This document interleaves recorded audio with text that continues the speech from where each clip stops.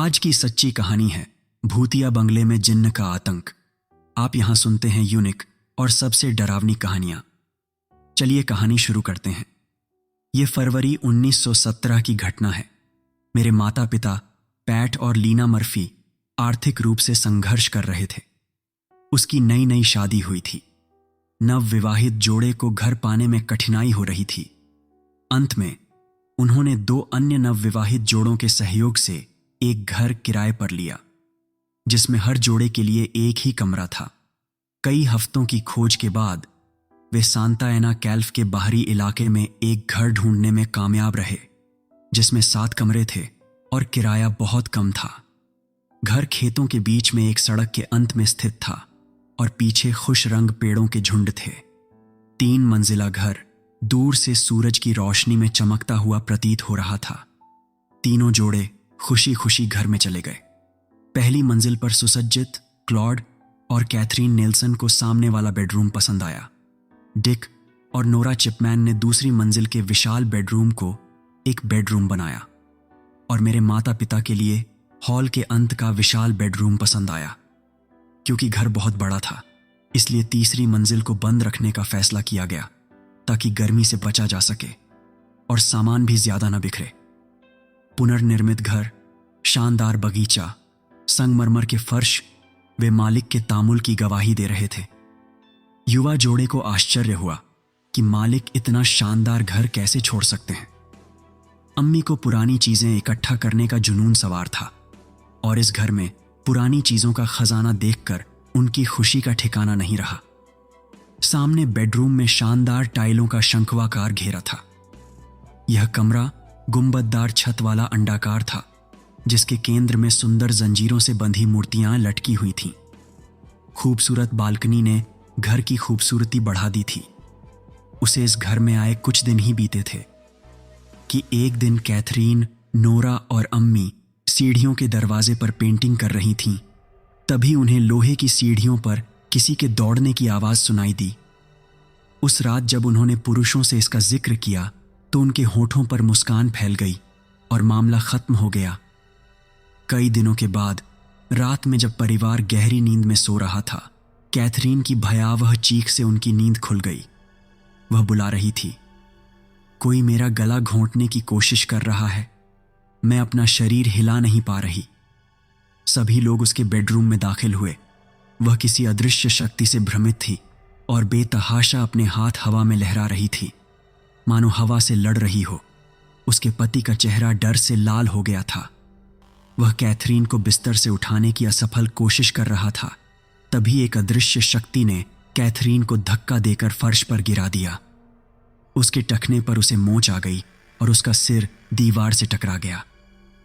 Claude और Catherine एक ही दिन घर छोड़ना चाहते थे, लेकिन दूसरों के आग्रह पर उन्हें अपना मन बदलना पड़ा। जिस डॉक्टर को कैथरीन के इलाज के लिए बुलाया गया था, वह इलाके का एक निवासी, एक बूढ़ा आदमी था और घर के मालिकों से अच्छी तरह परिचित। जब उसे रात की घटना का जिक्र किया गया तो उसने भौहें चढ़ा दी। अजीब बात है, यह घर फिर अचानक चुप हो गया और आग्रह के बावजूद कुछ और कहने से इनकार कर दिया। कुछ दिनों बाद किसी को सीढ़ियों से ऊपर जाते हुए सुना गया, जो कुछ क्षणों के लिए सीढ़ियों के शीर्ष पर रुक गया और जब फिर से सुनाई दिया तो बाथरूम का दरवाजा खुद ब खुद बंद हो गया और पानी मलहम में बहने लगा। मेरे अब्बू सीढ़ियों की तरफ भागे और बाथरूम में घुस गए। वहां कोई नहीं था, लेकिन पानी तेजी से गिर रहा था। अब्बू उसे बंद करके वापस आ गए। थोड़ी देर बाद फिर से किसी के ऊपर जाने की आहट सुनाई दी। अब्बू उसके पीछे पीछे सीढ़ियां चढ़ गए और थोड़ी देर के लिए आवाज बंद हो गई। फिर वह धीरे धीरे बाथरूम की ओर चल दी। तभी उन्होंने दरवाजा खुलने और बंद होने की आवाज सुनी, लेकिन दरवाजे में बिल्कुल भी हलचल नहीं थी। सलाफची और बाथटब में पानी गिरने की आवाज आ रही थी, हालांकि पानी पूरी तरह से बंद कर दिया गया था। शाम को जब घर के लोग डाइनिंग टेबल पर जमा हुए तो सीढ़ियों से किसी के उतरने की आवाज सुनाई दी। वे सामने वाले हॉल में भागे। अगले कमरे का दरवाजा खुला और कोई बाहर निकला। हालांकि क्लॉड ने दरवाजा बंद कर दिया था। क्लॉड को संदेह हुआ कि ऊपर कोई है। वह खुद को संतुष्ट करने के लिए सीढ़ियां चढ़ने लगा कि अचानक उसे भारी कदमों की आवाज सुनाई दी। कोई नीचे आ रहा था। वह अदृश्य रूप से क्लाउड के पास से गुजरा और ठंडी सांस की हवा ने क्लाउड पर प्रहार किया। इसके बाद पूरी सीढ़ी इतनी दुर्गंध से भर गई कि जी मिचलाने लगा। इस तरह की पैरानॉर्मल घटनाएं कई दिनों तक चलती रहीं। इन घटनाओं के बाद वह घर छोड़ देता, लेकिन किराया बहुत कम था और अब तक वह यही सोच रहा था कि यह सिर्फ एक भ्रम है। लेकिन उस दिन उसने फैसला कर लिया कि अगर दोबारा कोई घटना हुई तो वे घर छोड़ देंगे। एक रात जब वह गहरी नींद में सो रहा था तो झटके से उसकी नींद खुल गई। उठा और उसे सरपट दौड़ते घोड़ों की आवाज स्पष्ट रूप से सुनाई दे रही थी और रथ के पहियों की गड़गड़ाहट से एक अजीब कंपन की आवाज आ रही थी। घर के पीछे की ओर शोर धीरे धीरे गायब हो गया। तभी फुसफुसाहट की आवाज आने लगी, जो धीरे धीरे तेज होती गई, लेकिन कोई शब्द समझ में नहीं आया। एक नया शोर उठा और चक्के से भारी शहतीरें उतारी जाने लगीं। जैसे ही सूर्य की पहली किरण दिखाई दी, चक्र चलने लगा और फिर धीरे धीरे वह शोर और शैतानी गतिविधियां हवा में घुल गईं। उसके बाद यह सप्ताह में 2 बार होने लगा और यह सामान्य बात बन गई। कुछ हफ्तों के बाद अचानक एक नई चीज सामने आई। घर के पीछे एक पुराना औरंगुटान पंखा जो लंबे समय से बंद था, एक दिन भोर से पहले पिन मिल के शीर्ष पर शोर करते हुए चलने लगा। तभी कुछ गिरने की आवाज सुनाई दी। देखने वाले को कुछ दिखाई नहीं दे रहा था, लेकिन कुछ था जो पवन चक्की के पत्थरों से टकराकर गिर रहा था। जब अब्बू ने शहर में इस घटना का जिक्र किया तो उन्हें बताया गया कि कई साल पहले एक मजदूर पिन मिल से गिरकर मर गया था। उसी समय से उस मजदूर की रूह वहां भटकती है और आसपास रहने वालों को दिखती है और परेशान भी करती है। जैसे जैसे समय बीतता गया, वह घर के शोर शराबे का आदी हो गया। एक सुबह उसे एक नई दुर्घटना का सामना करना पड़ा। डिक तहखाने से नट्स का एक जार लेने गया। वह ऊपर एक छोटे से बक्से पर खड़ा था। वह जार लेने के लिए हाथ बढ़ाने ही वाला था कि अचानक उसे जमीन हिलती हुई महसूस हुई। उसने इसे मामूली भूकंप कहा और सतर्क हो गया, लेकिन भूकंप की तीव्रता बढ़ गई और वह झटके से सिर के बल एक कमरे में गिर गया। उसे कोने से एक गहरी आह की आवाज सुनाई दी, जैसे कोई गहरी सांस ले रहा हो। डिक ने जार उठाया और खड़ा हो गया। वह दरवाजे तक पहुंचने ही वाला था कि फिर से आह और शोर सुनाई दिया, जो गुस्से और चिंता के साथ तेज होती जा रही थी। दरवाजा बंद होते ही शोर बंद हो गया। मेरे अब्बू और क्लाउड ने इसे डिक के नर्वस टिटनेस का करिश्मा कहा।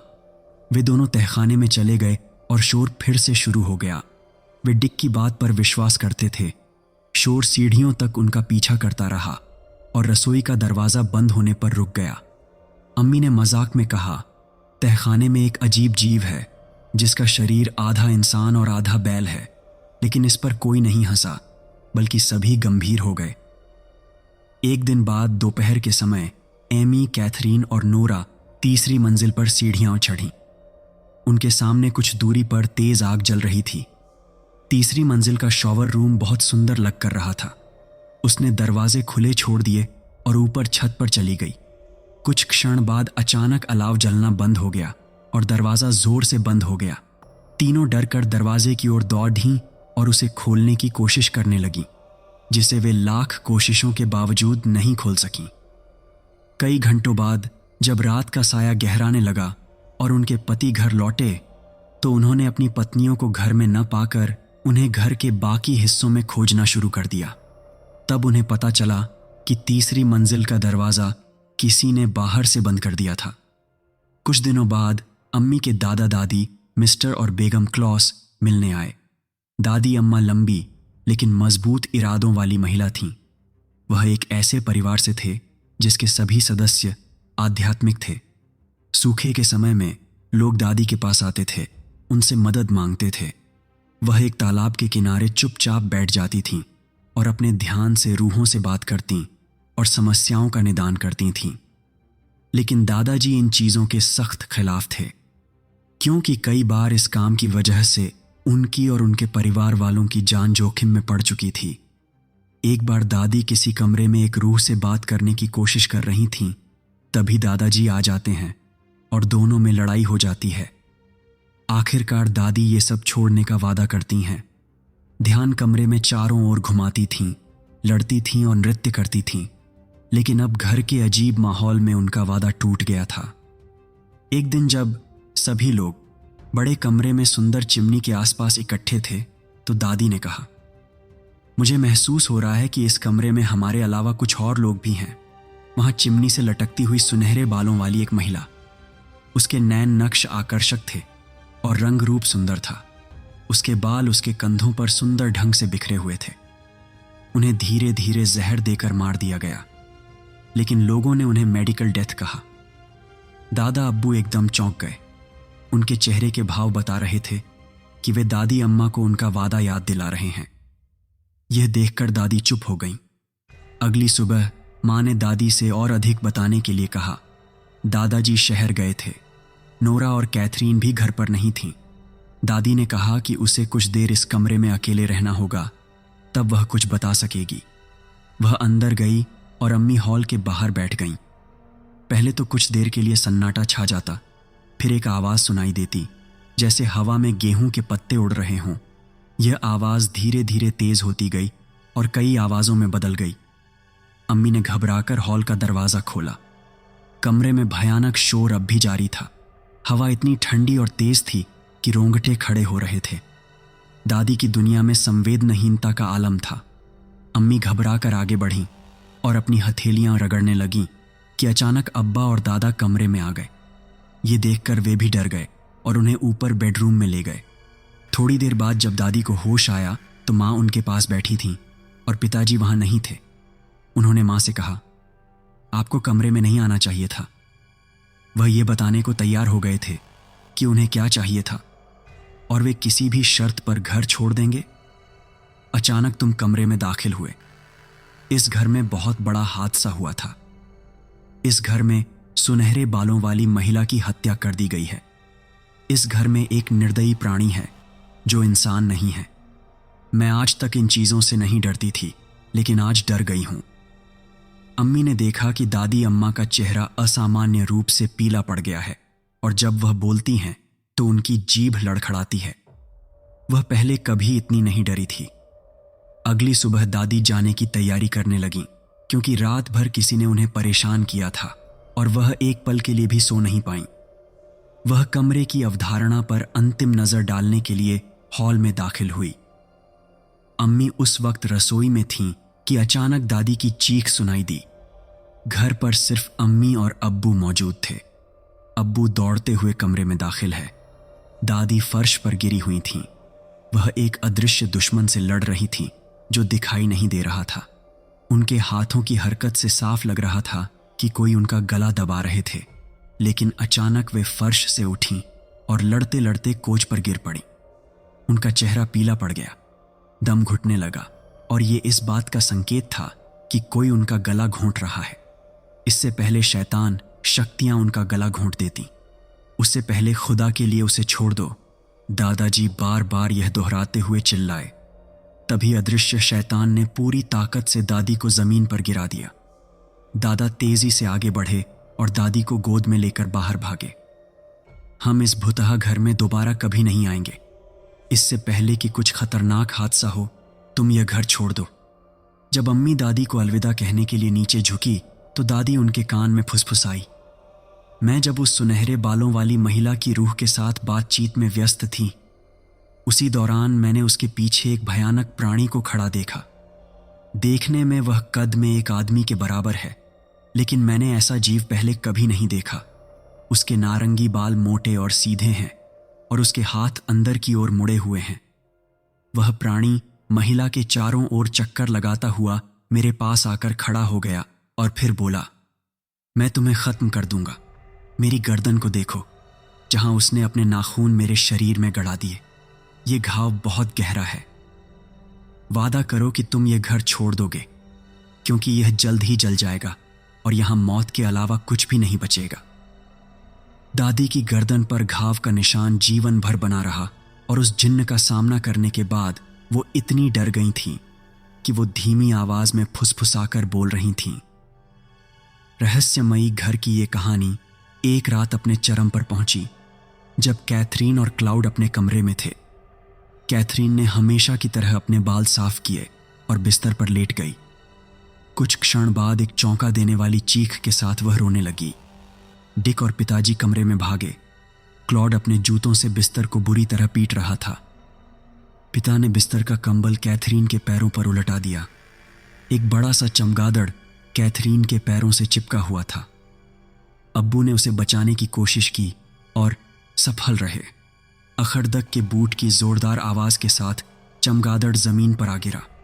फर्श पर गिरते हुए वह उड़ा और कमरे का एक शीशा तोड़ती हुई बाहर अंधेरे में गायब हो गई। अगली सुबह वे इस घर से चले गए। वे सभी अलग हो गए। घर वैसे ही सुसज्जित था। पिताजी वहां से गुलाब के फूलों के कुछ गमले और एक किताब ले आए और आज यही 2 चीजें उस घर की याद हैं। उनके जाने के कुछ दिन बाद घर में अचानक आग लग गई और नींव को छोड़कर सब कुछ जलकर राख हो गया। दादी की मृत्यु के बाद कई वर्षों तक कुछ नहीं हुआ। इस घटना को लगभग सभी लोग भूल चुके हैं और हम इस रहस्यमय घर के बारे में कुछ भी नहीं जानते हैं। एक दिन अंकल जिम अचानक सीढ़ियों से गिर गए। उनका चेहरा सफेद पड़ गया और वह कांप रहे थे। तहखाने में कुछ है। उसके बाल नारंगी और सीधे हैं। उसने दरवाजे से मुझे देखा और फिर दरवाजा बंद कर दिया। मानो या न मानो, मैंने इसे अपनी आंखों से देखा है। वे बड़बड़ा रहे थे। उन्हें होश आ गया और हम उनका मजाक उड़ाने लगे, लेकिन वह बहुत गंभीर थे। उन्होंने हमें इस घर की कहानी और उसके बाद दादी की मृत्यु की घटना बताई। अक्सर हम घर में किसी रहस्यमय वस्तु की मौजूदगी के बारे में शिकायत करते थे, लेकिन हम इसका मजाक उड़ाते थे। आखिरकार एक दिन अंकल जिम अपने 4 पैरों पर मृत पाए गए। 1948 में मेरे माता पिता सैन बर्नार्डिनो में उसी घर में चले गए जहां अंकल जिम की मृत्यु हो गई थी। ये घर दादी ने बनवाया था। मेरा बेटा माइक उनके साथ था। अम्मी ने दूसरी मंजिल पर 3 कमरों में से बीच वाला कमरा चुना और पिता ने उसके बगल वाला कमरा ले लिया। माइक अम्मी के साथ था। यह उनकी यहां पहली रात थी। 3 बजे तक मां गहरी नींद में सोती रहीं। तभी कदमों की आवाज ने उन्हें जगा दिया। कोई कमरे में टहल रहा था। सामने एक परछाई दिखाई दी। उन्होंने सोचा कि कमरे में पिताजी हैं।